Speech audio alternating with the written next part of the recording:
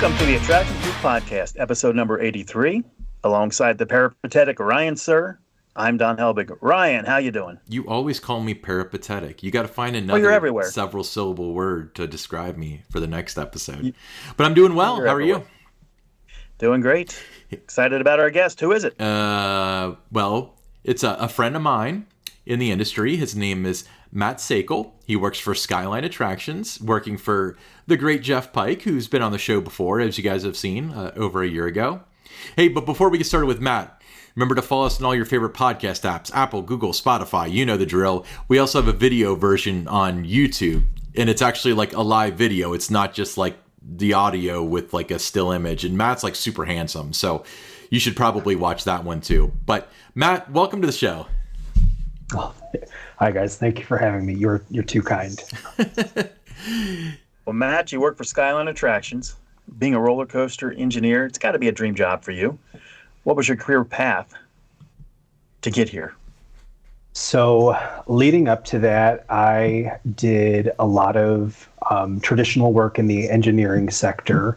So things like, like buildings or warehouses or playgrounds. I did a lot of work in just the non-entertainment sector, and it was obviously a dream of mine to be a roller coaster engineer. That's the whole reason why I became a roller coaster engineer.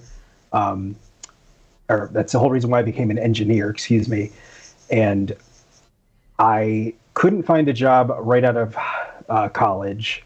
So I went ahead and took the next closest job that I could get. Because, I mean, when you graduate from college, everyone needs to be employed. You got to make money somehow. And so it actually took me probably about like 10 years after graduating in order to find something in the themed entertainment industry. So I did anything from like automotive manufacturing plants. I did a lot of engineering work for that. I did a lot of work with like cell towers. Anytime, Verizon wants to go and upgrade their antennas, they need things looked at as a structural engineer to make sure things aren't going to topple over. So I got a lot of my like core basic concepts in the general engineering world before I kind of transitioned into the themed entertainment world. Yeah, that's really cool. So what kind of education, what was your college experience like? So I am a civil engineer by trade. So that kind of covers a couple of different sectors, but I decided to kind of focus on structural engineering because I figured that was the closest to something that would be useful in the themed entertainment industry. So yeah, I did about 4.5, 5 years of school to get there. And I have a bachelor's of science in civil engineering. And I also have a minor in business administration. So in other words, you're smart. In other words, I'm good at doing homework and know where to find things in the reference manual, I will say. Okay. So you have a little bit of a diverse background there, not just designing roller coasters. So what are some of your favorite projects that you've worked on? I definitely really enjoyed when I was working on a lot of the automotive assembly plant projects, just because I got to go out and see like these big robots that were like welding things and putting things together. It was just really cool to see like how they take like these raw materials for a car, and then on one side of the building you've got sheets of steel, on the other side you've got like doors that are ready to be assembled and put onto cars. So I was like doing those projects. You got to travel around and see all the different auto manufacturers out there, and you worked with a lot of really smart individuals. Well, that's really cool. What's your favorite like roller coaster project that you've had your hands on, or at least been involved with? I know it's such a collaborative effort, especially with Skyline having more than a dozen employees and working with GCI. But what was one of your projects that sticks out to you within the industry? From a roller coaster perspective, I guess I've only had a couple of them that have been built or are currently in the process of being built. I'm coming up on 2 years at Skyline Attractions, so I'm pretty new with Skyline. But if I have to go off of the ones that are being built or have been built, Zambezi would be probably the coolest, just because it's very different from what you see in the traditional wood coaster sense with that spiral lift and just the low to the groundness of it. In terms of things not related to roller coasters, probably my favorite project would be a little like drop tower that I got to work on and do the structural design for. Well, let me ask you this. You're talking about the different projects you've been involved with. How much of a thrill was it for you to actually go experience something that you had a part in designing? So I haven't yet gotten a chance to ride something that I've like worked on yet. I did try to go out to ride Zambezi last year, but the park ended up closing early due to inclement weather, and the ride never actually opened. But I have had a chance to ride it was called Tidal Twister. It's SeaWorld San Diego. Mm-hmm. So that's the only like Skyline attractions ride that I've gotten a chance to ride so far. But I'm hoping maybe like next year, in a couple of years, I get to go back out to Worlds of Fun and get to ride it. Who knows? Yeah, so Zambezi Zinger opened to some rave reviews, so I think you're in for a real treat there. So in a conversation that we had with Jeff Pike, he told us that during COVID, Skyline kind of branched out into things outside of the typical industry. Were you involved with that, and what kind of projects did you work on under that umbrella?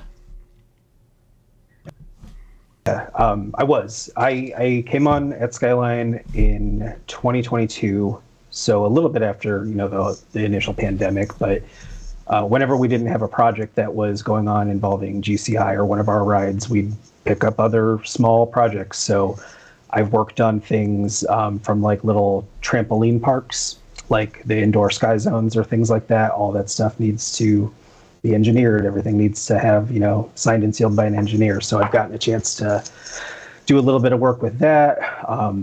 I mentioned earlier, I got to do like a little indoor drop tower that does a bunch of different rotations. That was it was a great learning experience, and just learning how ride forces interact with the structure. In the traditional structural engineering world, I want everything to be stationary. I don't want things to move. So coming into this, and suddenly having to think about how the forces on the structure are going to interact as it twirls around this way, but then also goes up and down this way. It was a challenge, but it was something that was way out of, I think, the normal typical experience of any structural engineer out there. So it's been good. It's been really cool to kind of work on some of those non-big, huge roller coaster projects. Matt, when you do what you do, you're going to get challenged a lot. You're going to get pushed. Your abilities in that. Talk about that a little bit. Yeah. So kind of like what I said right there. It takes a whole another mind shift of thinking when you have loads that are moving around on a structure, as opposed to a load that is just kind of there when you look at a traditional building or something. Some of the more recent challenges that I've faced is, in school and with any kind of projects here around the United States, they kind of tailor you and prepare you and show you here's all the United States codes. Here's your codes for how to apply wind loads to your structure. Here's how you do your foundation design.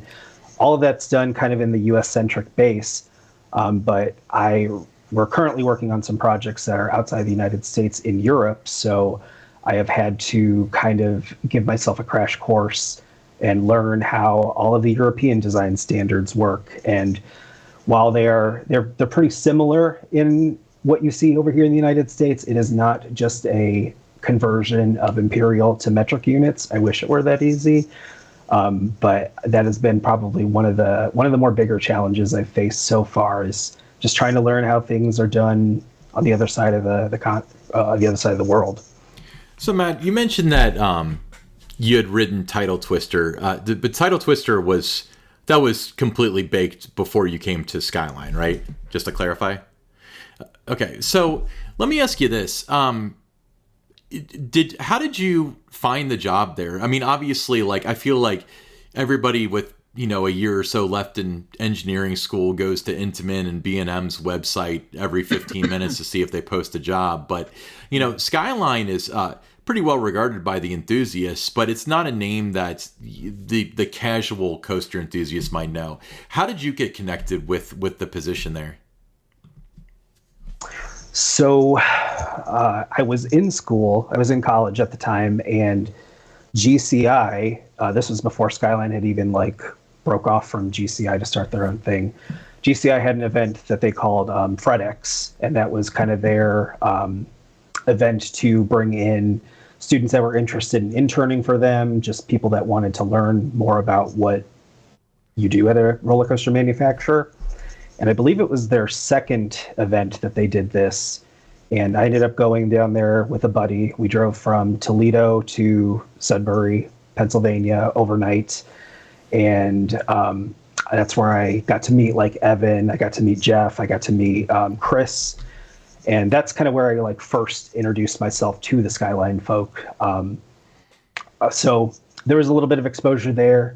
I didn't get the internship, obviously, but it was, I don't know, it was somewhere around 2021 where I saw that they had posted, Skyline had posted something on their social media channels that they were looking for a structural engineer. And me being the super enthusiast that I am, knowing who Skyline is, I try to keep tabs on all the manufacturers because you never know when a position might open up. So it was just really just keeping an eye out and seeing that they had the need. So I went ahead and applied. And then it was quickly heard that Evan had mentioned, oh yeah, I remember talking to you however many years ago. So it was the small little interactions that we had that I can't say for sure that that's what made them hire me, but it's all about who you know in this industry. I think you guys know that just as well as I do. It's all about your personal connections.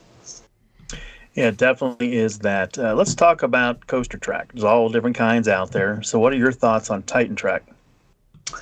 I love it. I have gotten to ride Predator when it first got its first round of Titan Track. I think we're working on round 3 now. And so I'd ridden it before it had Titan Track, and I think it is a great product that allows areas of the ride that are in high stress, a lot of maintenance, to kind of just smooth out and, really not have to worry about it much after it's put on there. I think it definitely has a time and place for wherever it needs to go on rides.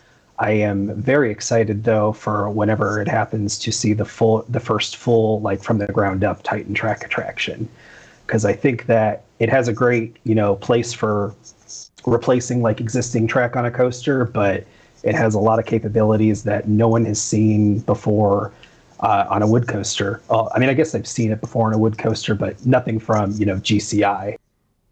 So I think the future is bright with Titan Track. Yeah, with Titan Track, I mean, it certainly does help a lot of parks out, with their maintenance cost, and it's going to extend the life of a coaster. So I'm a big fan. Right. It's better than the alternative of demolishing the roller coaster altogether, I would say. Yeah, I would agree. So, Matt, so just to fill everybody in, you and I have kind of had a running joke for over a year now about structural engineers versus mechanical engineers, in which I remember being in line for Mummy at Universal with you, and you made the argument that structural engineers were more important because the building wouldn't be there without a structural engineer. And I made the correct and probably more prominent argument of there'd be no reason for a building if there wasn't mechanical engineers. Now, as many people know, I often talk without knowing what the heck I'm talking about. We've done enough shows for people to figure that out on their own. Can you talk about what you do as a structural engineer and how it differs from what a mechanical engineer does? Because I think most people who might know a coaster enthusiast, a coaster engineer, probably knows a mechanical engineer. Can you define the difference a little bit? Yeah. So I guess the way that I look at it is the mechanical engineers, they like to deal with things that move in general. So in terms of like Skyline and the work that we do, that has to do with like the trains, that has to do with the braking, it has to do with the propulsion systems, has to do with anything that is going to move on the ride, essentially. And then where you draw the line between the mechanical engineer and the structural engineer, you know, is there to predominantly make sure that things that don't move stay and do and perform as they should. So that is the track, that is the columns that support the track, that is your loading platforms, that's your maintenance platforms, the foundations that support the ride. So pretty much anything like above the wheels on a roller coaster is mechanical. Anything below the wheels, that is my territory as a structural engineer. Explain that pretty well, I think. I make sure things don't fall over, and make sure that the winds don't knock it over, the ride rolling over it doesn't like crumple or anything. I'm there to make sure that everyone stays safe. Well, Matt, you know, you're a big fan of the industry, of all the different parks and different places you've been to, different roller coasters you've ridden. What's your favorite roller coaster? And if you don't want to call out just one, you know, maybe talk about the top 3 or 4 that you really like and why. Yeah. As we were chatting before the show, I also don't have a number one. So I have a couple of in my top. So here in the States, I would definitely throw out Velocicoaster here in my home city of Orlando, Florida. That ride is just very good on the ride itself, the theming around it, the forces. I think the ride would, you know, hold up very well on its own, even if it didn't have all of the theming attached to it. So that one is definitely up there at the top for me. I will mention to my favorite roller coaster, for sentimental reasons, Magnum XL 200, just because my home park was Cedar Point growing up. So I spent many times there and riding Magnum. That was definitely one of the rides that I remember like looking up and being like, oh God, am I going to be able to like ride that? Like, am I going to be brave enough to ride that? And I had a chance to work on it for a couple of seasons back when I was in college. So it's near and dear to my heart. I know that's a very polarizing roller coaster amongst the enthusiast community, but I love it. And then probably outside of the United States, I would say like Ride to Happiness at Plopsaland de Panay. That ride is insane, and the amount of different like combinations and ride experiences you can have with the spinning of the cars, it's lovely. I hope that we see more of those over here in the United States. And do you remember your first roller coaster? I don't, because ever since I can remember, I've been riding roller coasters. So it probably Junior Gemini / Wilderness Run or something at Geauga Lake, because I know we were kind of sandwiched in between Cedar Point and Geauga Lake. But I've got like black and white ride photos of like 5-year-old me screaming my head off, like riding rides. So something around there. Okay.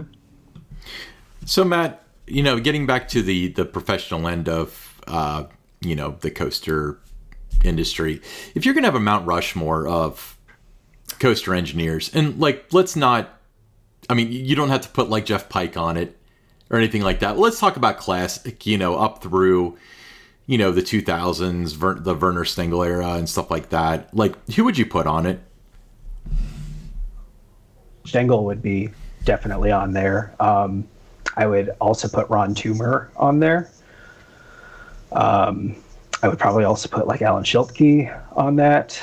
I don't know if that falls within your time frame or not. He falls within all time frames. Okay. Yes, he does. Okay, great. All of them so far. I mean, every one of them. Yeah, and then I guess probably like maybe like someone like John Allen or one of the old like classic like John A. Miller coaster designers. Yeah, John Miller.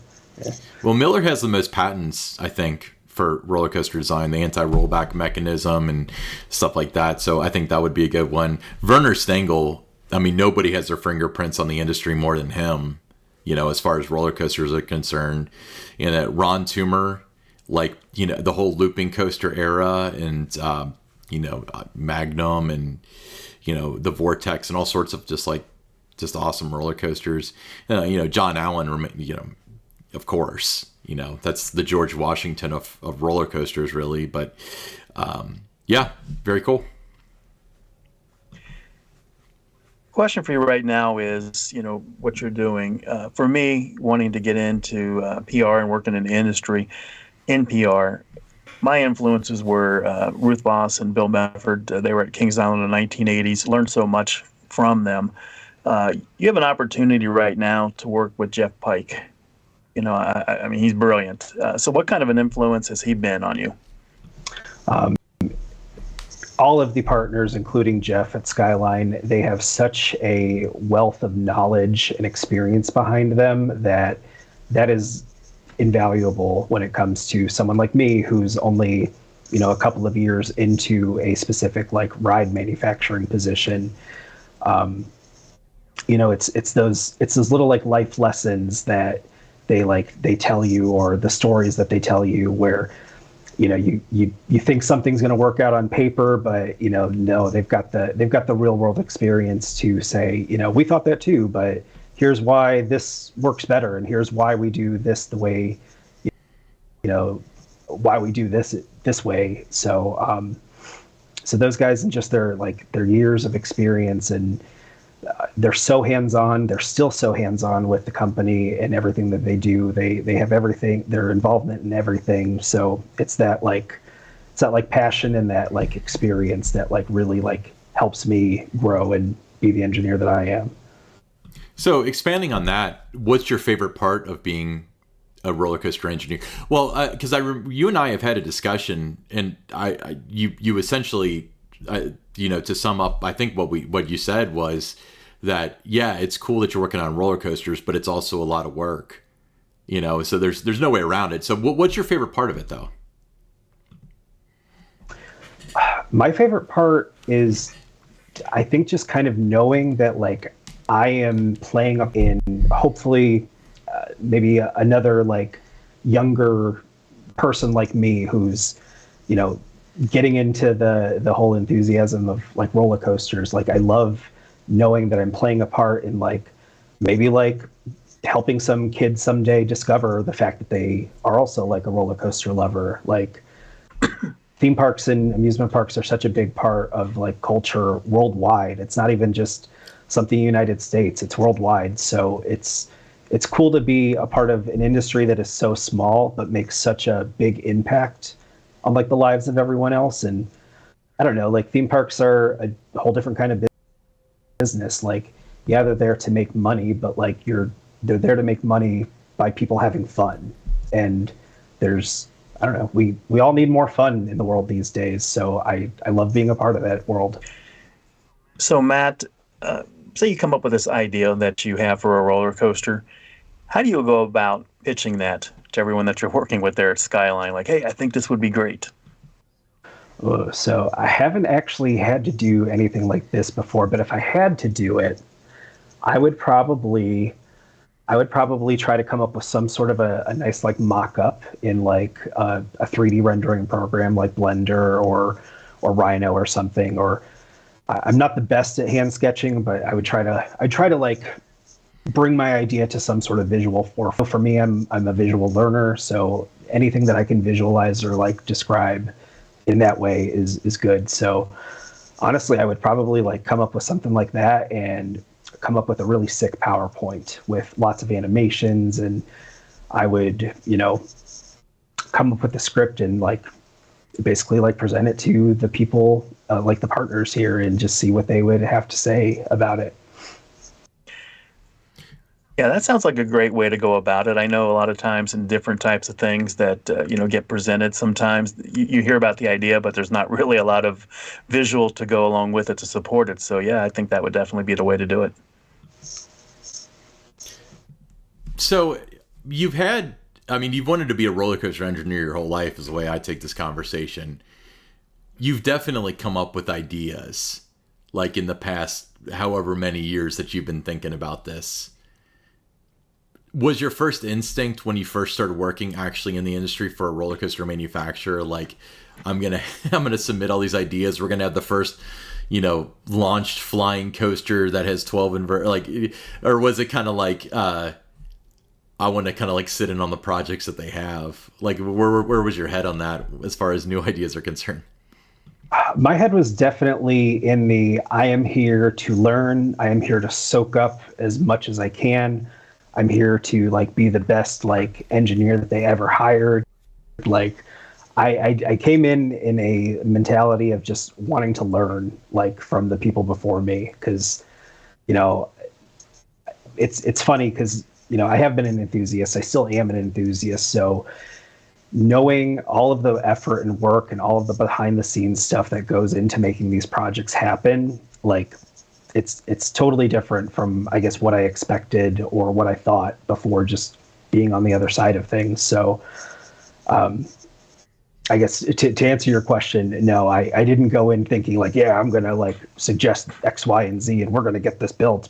I still have some of those ideas up here, and I still have like talked about some of them, but we definitely like, it's all very collaborative at Skyline. Like everyone has a very like similar like voice, or like a same level of voice. Everyone hears everyone. We get together really frequently and have tons of meetings to talk about like what's the next big thing, what are we going to like show off at IAPA this year, like the week after IAPA ends. So it is always a open dialogue and a continuous dialogue of what's the next big thing.